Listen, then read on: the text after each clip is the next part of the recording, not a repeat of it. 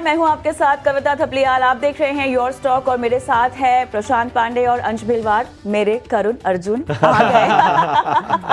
वापस रिलीज हो गए। एग्जैक्टली, मुझे आज शो की ओपनिंग करनी थी बिकॉज मुझे इनको करण अर्जुन बोलना था, तो जाया जाए देखने। बिल्कुल, और रीमास्टर्ड होके रिलीज हुई है करण अर्जुन। और मेरा तो बड़ा नॉस्टैल्जिया है। मैंने थिएटर में तो नहीं देखी थी, मुझे ठीक से याद है वो VHS का जमाना होता था। VCR हम रेंट पे लेके आते थे, कैसेट्स लेके आते। तो मैंने, और मुझे आज भी सबसे हाई मोमेंट याद है कि जब शाहरुख खान को गुंडे पीट रहे होते हैं और वो पेड़ के चबूतरे से जो सलमान की एंट्री होती है, क्या वो तुम मिमिक्री करते हो ना, वो बोलो ना, मेरे करण अर्जुन आएंगे। मेरे करण अर्जुन आएंगे।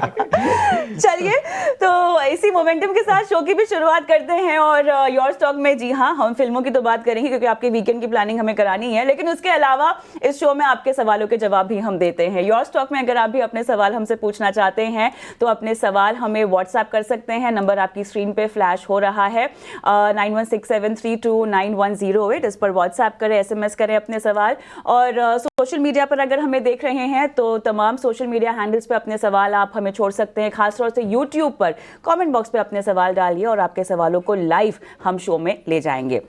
खास मेहमान जो हमारे साथ जुड़ गए हैं, आज हमारे साथ एंजल वन के राजेश भोसले जुड़े हुए हैं। राजेश जी, आपका बहुत बहुत स्वागत है। और चलिए, यहाँ पर बाजार की चाल की चर्चा से ही हम शुरू करेंगे। और हफ्ते का आखिरी कारोबारी दिन है राजेश जी, और हमने बाजार में उतार चढ़ाव देखा। ओवरऑल अगर इस पूरे हफ्ते का एक लबोलुबाब मुझे समझना हो और आज की शुरुआत जो कि हमें काफ़ी ऑप्टिमिस्टिक आती हुई दिखाई दे रही है, कैसे देख रहे हैं हफ्ते के अंत को?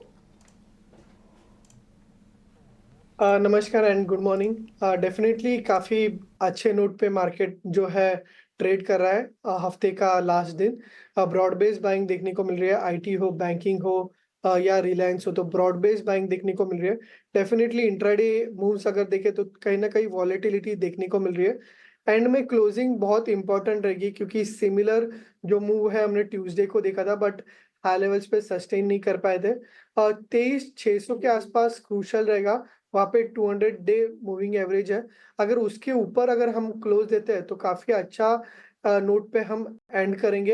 एंड पॉसिबली जो नेक्स्ट वीक है उसमें एक अच्छा एक ट्रैक्शन हमें देखने को मिल सकता है। हैविंग सेड दैट, कई सारे जो स्पेस है, आईटी हो, बैंकिंग हो या रिलायंस हो, तो लोअर लेवल से रिवर्सल साइंस दिखा रहे हैं। तो कोई भी जो इन बिटवीन डिप आता है तो उस डिप को हम बाइंग कंसिडर कर सकते हैं। तो यहाँ पर 23,600 का काफ़ी इंपॉर्टेंट क्रूशियल लेवल है क्योंकि 200 डे में वहाँ पर ही ट्रेड कर रहा है। इसके ऊपर अच्छा डिसिसिव क्लोज दिया तो पॉजिटिव मोमेंटम कंटिन्यू होता हुआ नज़र आ सकता है। ठीक है, तो इसके साथ हमारे पहले दर्शक के साथ जुड़ जाते हैं। हमारे साथ राहुल जुड़ चुके हैं। Rahul, good morning. Good morning sir. बताइए सर, एक्चुअली मैं राहुल बोल रहा हूँ दिल्ली से। मैंने sir NICL national new India insurance के 2000 शेयर लिए हैं सर 190 के भाव पे जी। 190 के भाव से लिया है, ठीक है। तो सर ये कब तक रिकवरी करके कुछ बेस्ट करके देगा कि क्या करना सर, एडवाइस देते थोड़ा। आप कितने समय तक इसे होल्ड कर सकते हैं? सर मैं कर सकता हूँ 2 ईयर 3 ईयर, नो इशू। ठीक है, ठीक है। राजेश जी, आप ज़रा इसका चार्ट देखिए न्यू इंडिया एश्योरेंस का। करीब 190-193 के आसपास से इनकी खरीदारी है। वहाँ से स्टॉक 8% टूटता हुआ नज़र आ रहा है। अगर हम जून जुलाई, अगर यहाँ पे अगस्त हाई से देखें तो वहाँ से काफ़ी एक स्टीप फॉल आया है 37% के आसपास का, और काफ़ी स्ट्रॉन्ग फॉल रहा है। बीच में बिल्कुल भी थोड़ा भी एक अच्छा पुल बैक नहीं रहा, काफ़ी स्ट्रॉन्ग फॉल आता हुआ नजर आया। इतना गिरने के बाद क्या यहाँ पे कहीं पे रिवर्सल के साइन नजर आ रहे हैं? RSI 32 पर है, बट आसपास शायद कोई लेवल मुझे तो नजर नहीं आ रहा। आप बताइए कि यहाँ पे क्या दिख रहा है आपको? काफी अंडर परफॉर्म किया है स्टॉक ने और एक काफी मेजर वीकनेस देखने को मिल रही है काउंटर को। लेकिन अगर आप लास्ट ईयर को देखें, नवंबर 2023 में, तो उस समय पे एक अच्छी रैली आई थी। स्टॉक जो है 160 लेवल्स पे ट्रेड कर रहा था एंड वहां से नॉन स्टॉप नवंबर मंथ में ही वो जो है 220 तक गया था। तो 160 एक जोन जो है काफी इंपॉर्टेंट है। मार्केट स्टॉक जो है ओवरसोल्ड है, कहीं ना कहीं पॉजिटिव डाइवर्जेंस दिखाई दे रहा है। बट सिमिलर जो ट्रैक्शन हमने लास्ट ईयर देखा था पॉसिबल ये ईयर में होगा, हम ऐसे बोल नहीं सकते। बट सिंस ओवरसोल्ड है और कहीं ना कहीं पॉजिटिव डाइवर्जेंस दिख रहा है, तो फिलहाल के लिए होल्ड रखिए। मार्केट में भी थोड़ा सा ब्रॉडर मार्केट में स्ट्रेंथ दिख रहा है। अगर कोई बाउंस आता है यहाँ से 190 192 के आसपास, जो इनकी बाइंग है, वहां पे एग्जिट करने की सलाह होगी। यहाँ पे अगर आप देखें तो 160 165 के रेंज में काफी अच्छा सपोर्ट बन रहा है। ये खास रणनीति आपको न्यू इंडिया एश्योरेंस में मिलती हुई। बढ़ते हैं आगे। कृष्ण कुमार हमारे साथ इस वक्त जुड़े हुए हैं हनुमानगढ़ राजस्थान से। कृष्ण कुमार जी नमस्कार, पूछिए कौन से स्टॉक पे आपका सवाल है? सर मेरे पास हाल के 65 शेयर्स है। 10 या 65? 65 शेयर है सर। जी जी, 5,000 के भाव पे लिया आपने? हाँ सर। नजरिया बताइए, लंबे समय तक रुक सकते हैं क्या स्टॉक में? मैंने 3 साल के लिए लिया है सर। ठीक है ठीक है ठीक है। तो ऊपरी स्तरों की इनकी खरीदारी है राजेश जी। 5,000 के भाव पे इन्होंने HAL में एंट्री की हुई है।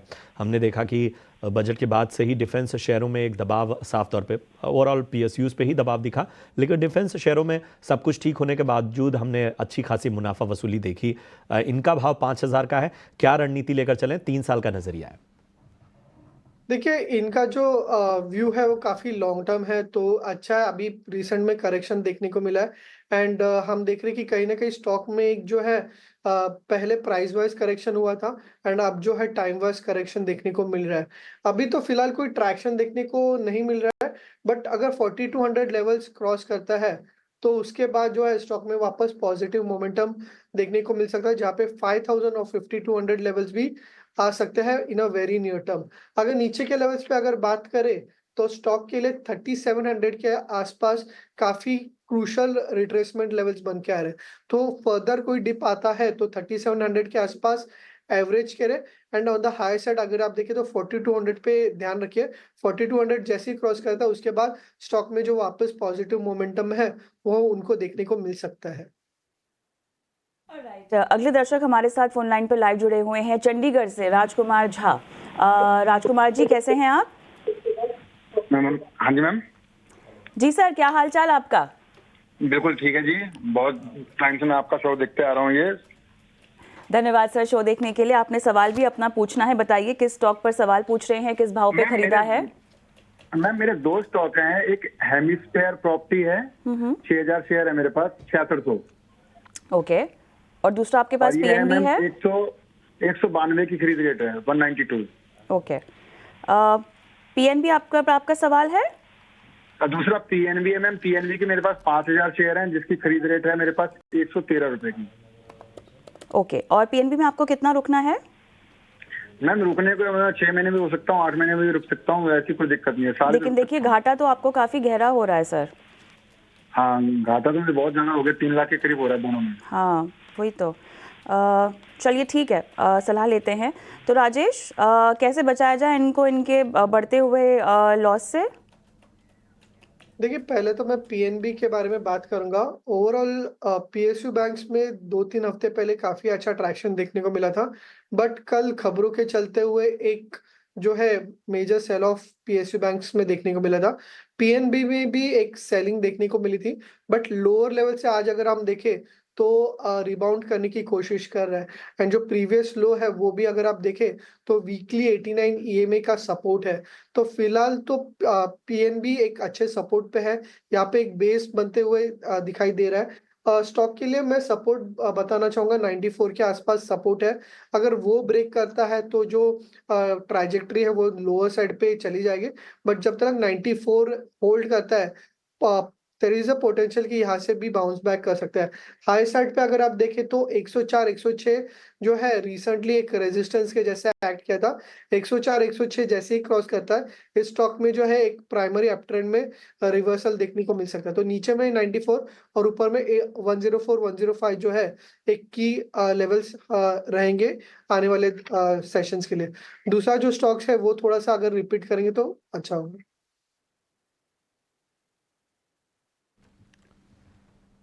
तो PNB पे 94 पे अच्छा सपोर्ट नीचे की तरफ नजर आ रहा है। ऊपर की तरफ देखें तो 104 106 के आसपास रेजिस्टेंस है, वो तोड़ देगा तो उसके बाद में और भी अच्छी पॉजिटिव मोमेंटम यहाँ पे बनती हुई नजर आ सकती है।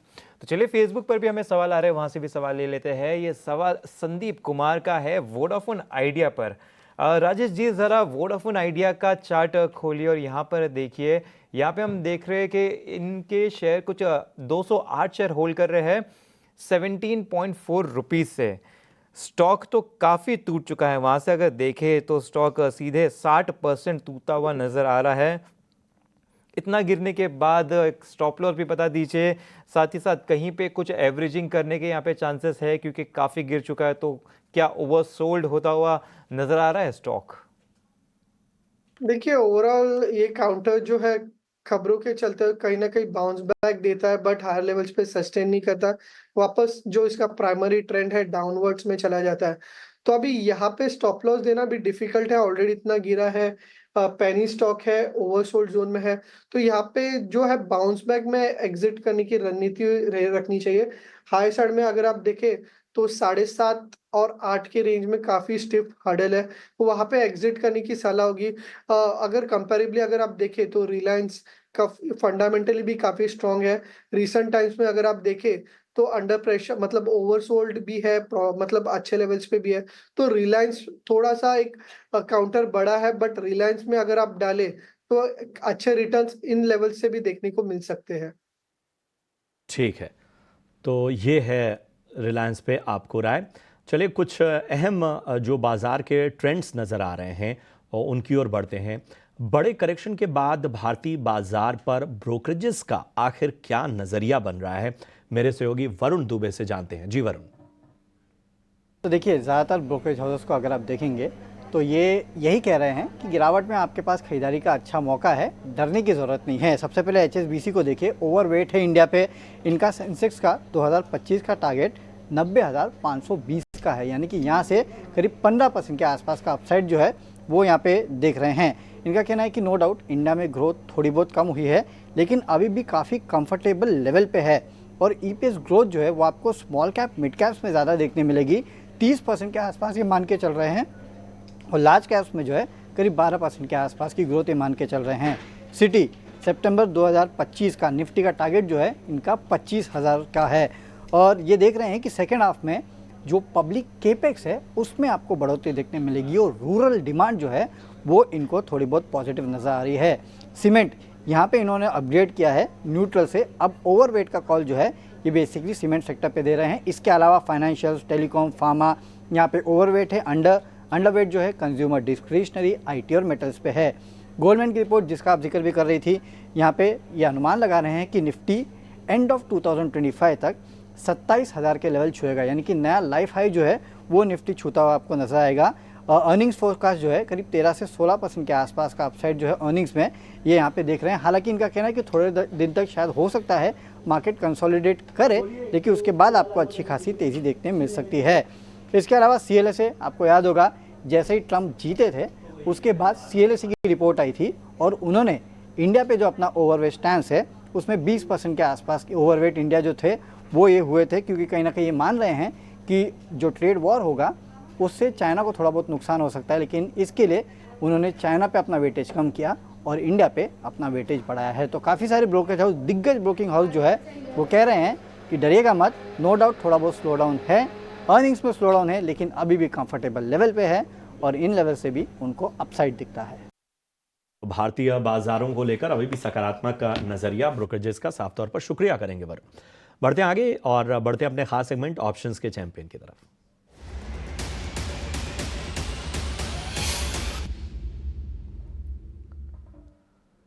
और हमारे साथ निर्मल बंक के अमित भुप्तानी साहब जुड़ चुके हैं। अमित जी, गुड मॉर्निंग, और बताइए ऑप्शन की रणनीति आज के लिए क्या होगी? हम देखें तो जो काउंटर आज के दिन में सिलेक्ट किया है वो LTI माइंड है। ओवरऑल अच्छे खासा हमें बाइंग IT फ्रंट पे देखने मिल रहे हैं। अच्छे खासी सभी चार्ट्स में, सभी काउंटर्स में एक अच्छी खासी पैटर्न बनी हुई है। LTI माइंड में हम देखें यहाँ से तो डेरिवेटिव और टेक्निकल फ्रंट दोनों फ्रंट से यहाँ से कंफर्मेशन बनते हुए काउंटर में देखने मिल रहा है। ओवरऑल OI पोजीशन भी हम देखें तो पिछले कई दिनों से डाउन साइड के लेवल पर अच्छी खासी एडिशन होती हुई देखने मिल रही है, और डाउन साइड में एक बेस बना के काउंटर चलते हुए देखने मिल रहा है। क्वार्टरली चार्ट्स में हम देखें काउंटर में तो यहाँ से कप एंड हैंडल फॉर्मेशन की ब्रेकआउट, साथ ही साथ हम देखें तो डाउनवर्ड ट्रेंड लाइन की ब्रेकआउट बनते हुए देखने मिल रहे हैं। तो जैसे ये काउंटर 61 640 के ऊपर निकल रहा है, उसके बाद एक लॉन्ग टर्म बाइंग में काउंटर कन्वर्ट होते हुए देखने मिलेगा। सो मैं कहूँगा लॉन्ग की पोजीशन क्रिएट करनी चाहिए ऑप्शन द्वारा। ये काउंटर में 6100 का कॉल ऑप्शन बाय करना चाहिए 60 रुपये के ऊपर। अप साइड में 100 का टारगेट रहेगा, डाउन साइड में 35 का स्टॉप लॉस रहेगा। मैक्सिमम प्रॉफिट हम पकड़े यहाँ से तो अनलिमिटेड रहेगा, बट टारगेट के हिसाब से हम पकड़े तो यहाँ से 6000 का मैक्सिमम प्रॉफिट होगा और मैक्सिमम लॉस स्टॉप लॉस के हिसाब से 3750 का रहेगा। ठीक है, तो LTI माइंडट्री पर ऑप्शन की रणनीति, अहम लेवल्स, स्टॉप लॉस, लक्ष्य और मुनाफे और नुकसान का गणित आपके सामने रख दिया गया। ऑनलाइन पे जुड़े हुए हैं तेजिंदर सिंह। नमस्कार सिंह साहब, कहाँ से बोल रहे हैं? मैं दिल्ली से बोल रहा हूँ मैम। अच्छा, ठंड कैसी है सर वहाँ पे, बढ़ गई है? हाँ, थोड़े से तो इम्प्रूवमेंट हुई है। इम्प्रूवमेंट हुई है और ओनली ये जो डस्ट पार्टिकल से जो हालात हो रहे हैं फॉगी, तो that is creating a disturbance. हाँ, चलिए ख्याल रखिएगा अपना, अपने परिवार का। सर बताइए, किस स्टॉक में खरीदारी कर रखी है, क्या सलाह चाहते हैं हमसे? मैम मैं आउटकम पूछना चाह रहा था रिलायंस इंडस्ट्रीज का। तो मैंने जस्ट एक्स बोनस होने से पहले लिया था, तो अब मेरे को मतलब कम बोनस समझिए जो करंट वैल्यू है, इसमें मेरे पास कॉस्टिंग हो रही है तकरीबन 1270-72 के आसपास। जी बिल्कुल। तो उसका मतलब आगे क्या नेचर से मैं समझूं? निवेश का आपका जो वो है टारगेट है, वो इन्वेस्टमेंट ही है ना इसमें? हाँ जी, I go for investment, I don't go for trading purpose. हाँ, चलिए बढ़िया बढ़िया। राजेश, तो मेरे ख्याल से अपने आप इन्वेस्टमेंट कह के इन्होंने आपकी काफ़ी काम को आसान कर दिया। देखिए, रिलायंस का जो ओवरऑल चार्ट स्ट्रक्चर है अभी फिलहाल प्राइस करेक्शन मोड में है, और इंडिकेटर्स देखें डेली या वीकली दोनों अगर देखें तो काफ़ी ओवरसोल्ड जोन में चला गया है। अगर यहाँ से अगर कोई फर्दर वीकनेस देखने को मिलती है टुवर्ड्स 1200, यहाँ से भी बाइंग किया जा सकता है। एंड अगर फर्दर डिप मिलता है टुवर्ड्स 1200, तो वहाँ पे वीकली का जो 200 DMA है वहाँ पे एक अच्छा खासा सपोर्ट बन के आ रहा है। तो 1230 से 1200 जो है इसका बाइंग जोन है, यहाँ पे जो है वो एवरेज कर सकते हैं।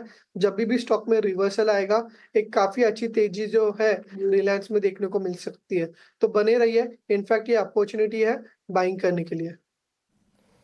बिल्कुल, तो यहाँ पे अहम लेवल्स रिलायंस पर दे दिए गए हैं। इसी के साथ हमें अगले दर्शक के साथ जुड़ जाते हैं। हमारे साथ उमेश जुड़ चुके हैं। उमेश, गुड मॉर्निंग, बताइए कहाँ से बात कर रहे हैं आप?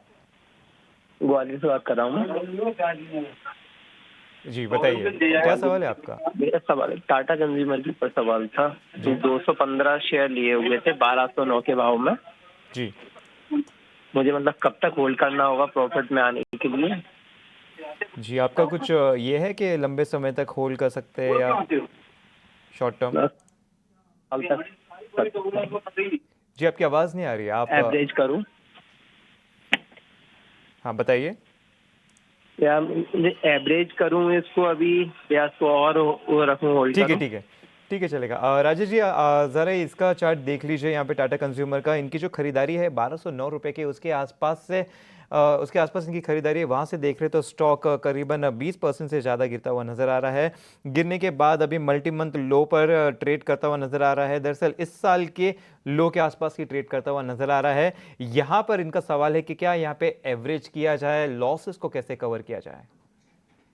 देखिए, इन लेवल से स्टॉक में जो है बाउंस बैक दिखाई दे रहा है। डेली चार्ट में अगर आप देखें तो मॉर्निंग स्टार फॉर्मेशन देखने को मिल रहा है, और उसी की वजह से वीकली चार्ट भी एक रिवर्सल फॉर्मेशन बन रहा है। डेली और वीकली RSI अगर आप देखें तो काफी ओवरसोल्ड है, एंड यहाँ से जो है एक अच्छा खासा बाउंस बैक एक्सपेक्ट कर रहे हैं। जो इनकी बाइंग जोन है 1209 की, तो उतना बाउंस आएगा या नहीं आएगा वो तो इस समय पे बताना डिफिकल्ट है, बट यहाँ से जो बाउंस है वो एक्सपेक्ट करो कि जो 980 और 1020 ये जो जोन है वहां तक जा सकता है। तो यहाँ पे डेफिनेटली बाइंग किया जा सकता है, एवरेज किया जा सकता है for a bounce back towards 1020 levels. चलिए, तो ये है टाटा कंज्यूमर पर आपको राय मिलती हुई, और बढ़ते हैं आगे। पिकल बॉल की शानदार कामयाबी के बाद अब पैडल टूर्नामेंट का आगाज हो गया है। बेनेट यूनिवर्सिटी में इस शानदार इवेंट की मेजबानी हो रही है। इस मौके पर टाइम्स ग्रुप के MD विनीत जैन ने क्या कहा, आइए आपको सुनवाते हैं। It is truly a momentous occasion to host this groundbreaking event at the Times Group's Bennett University. a hub for rising athletes, apart from academic excellence. In fact, Bennett University is becoming a premier destination for new age sports, which has taken the world by storm. Just a month ago, it had hosted some of the world's top pickleball players for exhibition matches following a global pickleball tournament co-organized by the Times Group. We are very happy to have with us talented paddle players from across the world, making a very significant milestone for the sport in our country. 2 years ago, if you had asked someone in India about paddle, chances are that they might not have known about the sport. Today, however, we see paddle courts emerging across cities like Mumbai, Delhi, and Bangalore at an incredible pace. Hosting global events like this not only raises the profile of the sport, but also fosters its growth at the grassroots level. This is a vital step in ensuring that paddle reaches its full potential in India and becomes a sport that thrives through collective effort and commitment. I'm particularly delighted that students of Bennett University will get an opportunity to participate in this event. Competing against some of the best talent in the world offers invaluable exposure, helping them not only embrace the sport, but also excel in it. As we look forward to some thrilling matches, I extend my best wishes to all the participants. I thank you for your part in opening the doors to countless opportunities for the paddle community in India. I'm confident that these efforts will lead to lasting benefits for players, enthusiasts, and stakeholders. May the best team win. Thank you. तो pedal tournament का आगाज हो चुका है और इसी के साथ इस शो में इतना ही। दीजिए इजाज़त। इससे पहले हम विदा लें, उससे पहले राजेश जी बहुत बहुत शुक्रिया शो में जुड़ने के लिए और आम निवेशकों का मार्गदर्शन करने के लिए।